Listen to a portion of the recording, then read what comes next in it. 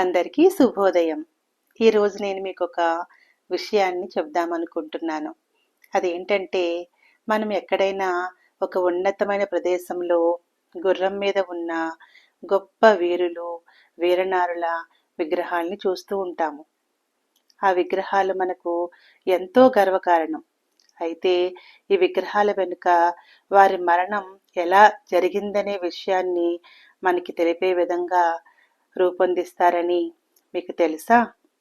అది ఎలా అంటే, గుర్రం ముందటి 2 కాళ్ళు గాలిలో ఉంటే, అంటే గుర్రం గాలిలో ఎగిరినట్టుగా ముందు 2 కాళ్ళు గాలిలో ఎగిరినట్టుగా ఉంటే ఆ వ్యక్తి యుద్ధంలో వీరమరణం చెందారు అని అర్థం.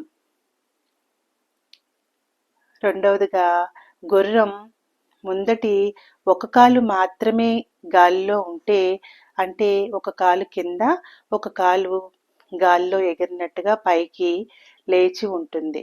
అలా ఉన్నట్టయితే ఆ వ్యక్తి యుద్ధంలో గాయపడిన వ్యక్తి మరణించారు అని అర్థం.